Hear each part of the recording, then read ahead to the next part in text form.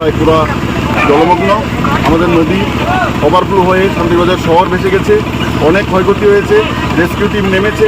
আমরা সকাল 4:30 থেকে আমরা মানুষের সহযোগিতা করার জন্য আমাদের প্রশাসন, আমাদের যারা কার্যকর্তা আছে সবাই নেমেছে। আমাদের মাননীয় এমএলএ সাহেব সকাল থেকেই মাঠে আছে এবং এলাকার মানুষকে রেস্কিউ করার জন্য যথেষ্ট চেষ্টা করা হচ্ছে। আমরা আশাবাদী খুব কম সময়ের মধ্যে জলটা নেমে যাবে এবং মানুষও তার থেকে নিস্তার পাবে।